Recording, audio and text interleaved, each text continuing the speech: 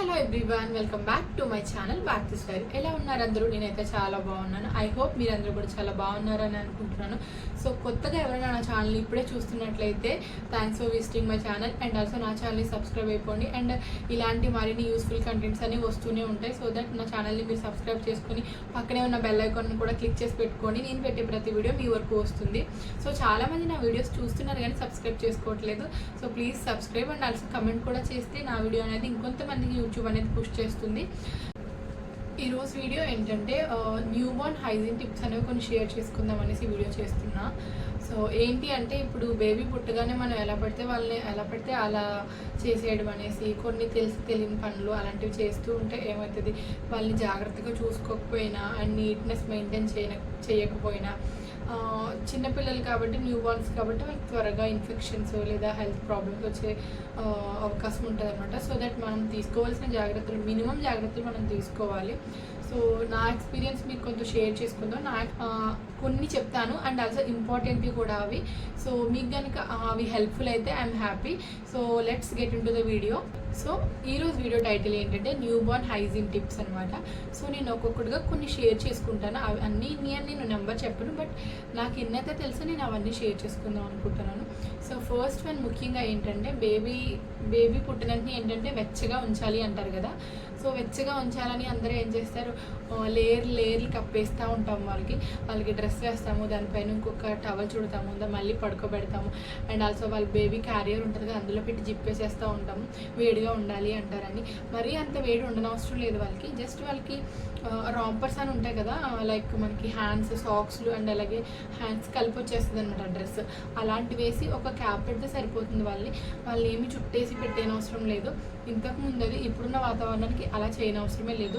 So అలా చుట్టేసి మీరు లేయర్స్ కప్పేశారంటే ఏమవుతుందంటే వాళ్ళ స్కిన్ అనేది ఇరిటేట్ అయిపోయి వేడి ఉడుకొచ్చేసి ఉక్కుపోసేసి లోపల చిన్న పొక్కుల్లా వచ్చేయడం ఇలాంటివన్నీ జరుగుతూ ఉంటాయి అన్నమాట.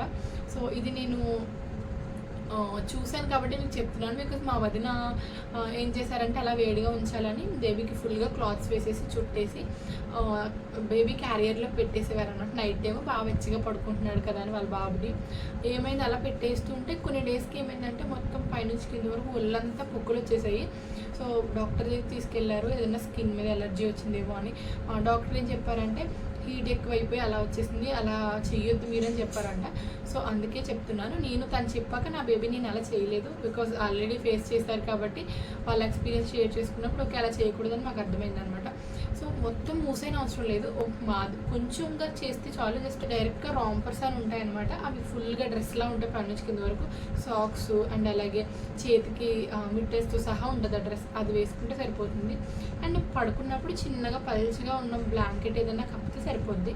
అంతకుమించి ఓవర్గా వాళ్ళని అవి ఇవి కప్పేసి మొత్తం మూసేయొద్దు. ఫస్ట్ టిప్ అదే అనమాట, నో ఓవర్ కవరింగ్స్ అలాంటివి ఏం చేయొద్దు అసలు. నార్మల్గా ఉంచితే చాలు వాళ్ళని, మరీ అంత హీట్ అవసరం లేదు. అది గుర్తుపెట్టుకోండి. అండ్ నెక్స్ట్ వచ్చేసి బాతింగ్, స్నానం చేయిస్తారు. కొంతమంది డే బై డే చేయిస్తారు న్యూ బార్న్స్కి, కొంతమంది రోజు చేయించేస్తారు. బట్ అట్లీస్ట్ మీరు స్నానం చేయించకపోయినా వాళ్ళని ఒక కాటన్ క్లాత్లో గోరువెచ్చగా నీళ్ళు పెట్టి కాటన్ క్లాత్ పెట్టి వాళ్ళు మొత్తం పైనుంచి కింద వరకు క్లీన్ చేయడం మాత్రం చాలా అవసరం. అలా వదిలేయొద్దు. కాటన్ క్లాత్తో అయినా వాళ్ళని తుడిచేయండి శుభ్రంగా. అండ్ ఆల్సో స్నానం చేయించినా ఓకే. అండ్ వాళ్ళది బొడ్డు ఉంటుంది కదా, అది ఊడే వరకు చేయించొద్దు అని డాక్టర్స్ అంటారు. మా బేబీకి అయితే హాస్పిటల్ నుంచి 4th డే వచ్చాము మేము. 4th డే వచ్చిన 5th డేకి అది ఊడిపోయింది అనమాట. సో ప్రాబ్లం లేకపోయింది మాకు. కొంతమందికి ఊడే వరకు చేయించొద్దు అంటారు, అది మీ ఇష్టం. బట్ ఒకవేళ స్నానం చేయించకపోయినా శుభ్రంగా బేబీని ఎప్పటికప్పుడు మీరు మార్నింగ్ ఈవినింగ్ కాటన్ క్లాత్తో నీట్గా తుడిచేసి అండ్ ఆల్సో వాళ్ళకి ఇరుకుల్లో అంటే మెడ ఇరుకుల్లో అండ్ ఆల్సో థైస్ దగ్గర కాళ్ళ కింద అండ్ ఇరుకులు ఉంటాయి కదా, ఆ ఇరుకుల్లో శుభ్రంగా క్లీన్ చేసి వెట్నెస్ ఉండకుండా డ్రైగా ఉండేలా చూసుకోండి. బికాజ్ తడి అనేది ఉండిపోయిందంటే ఇరుకుల్లో ఏమవుతుందంటే ర్యాష్లో వచ్చేస్తుంది అనమాట. అండ్ ఆల్సో ఇరుకులు ఏంటంటే కంపల్సరీ మీరు పౌడర్ అనేది యూజ్ చేయండి. పౌడర్స్ యూజ్ చేయకూడదు అంటారు. ఓకే ఫేస్కి వేయొద్దు, బట్ ఆ ఇరుకుల్లో మాత్రం కంపల్సరీ వేయండి. లేదంటే ఆ వెట్నెస్ వల్ల వాళ్ళకి పాపం ర్యాష్ వచ్చేది. ఇదైతే నేను ఫేస్ చేశాను ఆ బేబీకి.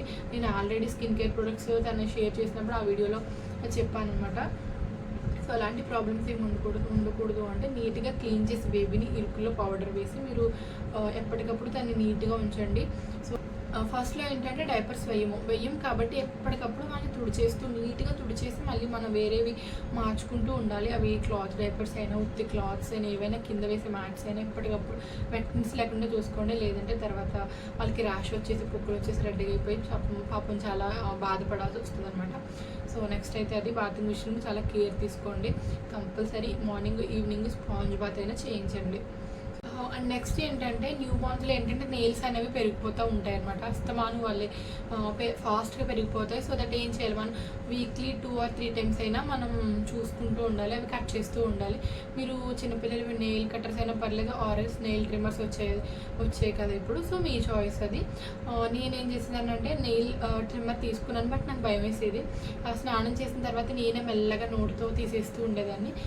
ఇప్పుడైతే చిన్న నెయిల్ కట్టర్ యూస్ చేస్తున్నాను. సో మీ చాయిస్. ఎప్పటికప్పుడు నెయిల్స్ మాత్రం కట్ చేసేయండి, చాలా ఫాస్ట్గా పెరిగిపోతాయి వాళ్ళకి తెలియదు కాబట్టి వాళ్ళు మొహం మీద గీసేసుకుంటూ ఉంటారు, మొహం మీద చేతులు పెట్టుకున్నప్పుడు గీతలు పడిపోతాయి అనమాట.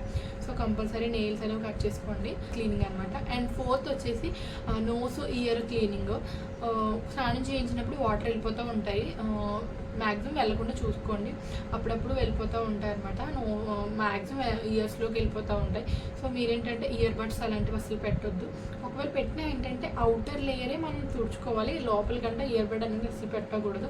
మనం క్లాత్ ఉంటుంది, కాటన్ క్లాత్ని ఇలా చుట్టి దాన్ని పెట్టి క్లీన్ చేయండి, అంతేగాని ఇయర్ బడ్స్ పెట్టకండి. ఇయర్ బడ్స్ ఏంటంటే మనది అవుటర్ లేయర్ ఉంటుంది కదా, ఈ పైదంతా ఉంటుంది కదా, ఈ వెనక ఇదంతా నీట్గా క్లీన్ చేసుకోండి, ఎప్పటికప్పుడు క్లీన్ చేయండి.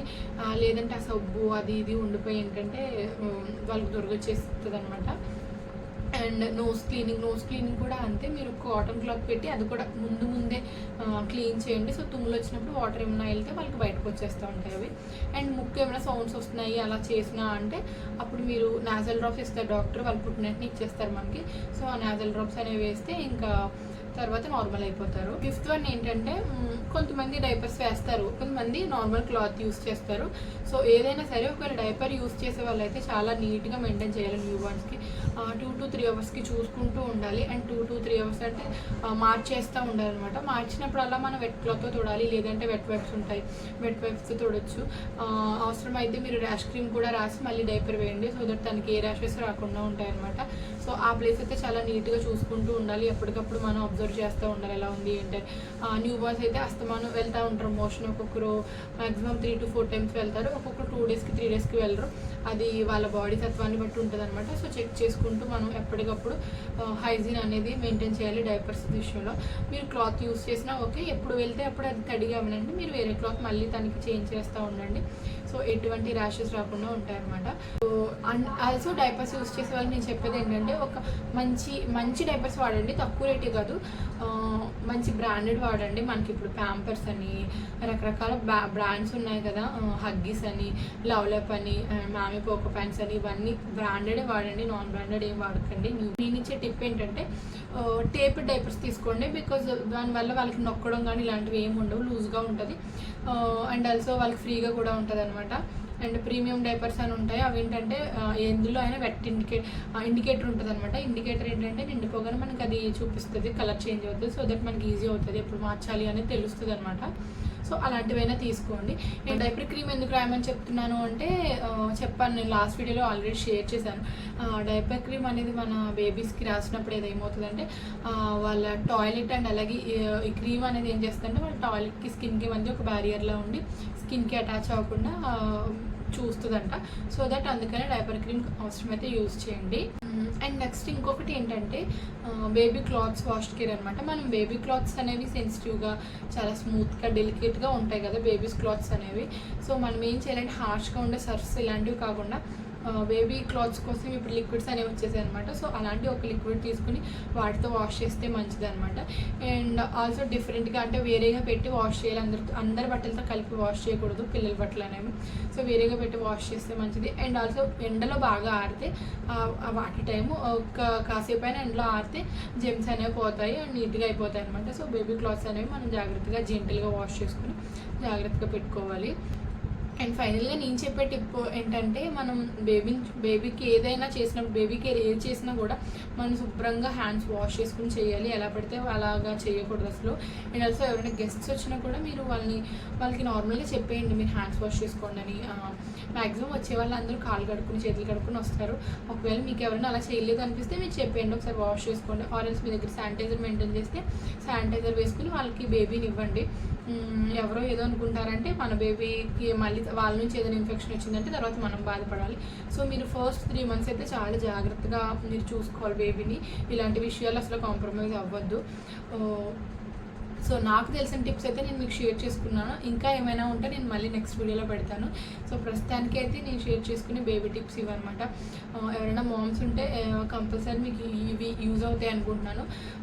అండ్ ఆల్సో మీకు ఈ వీడియో కనుక యూస్ఫుల్ అనిపిస్తే లైక్ చేయండి, షేర్ చేయండి, అండ్ అలాగే మన ఛానల్ సబ్స్క్రైబ్ అయిపోండి. Thanks for watching. అండ్ మరొక యూస్ఫుల్ వీడియోతో మళ్ళీ ఒక వీడియోలో కలుద్దాం. Until then, bye bye, take care.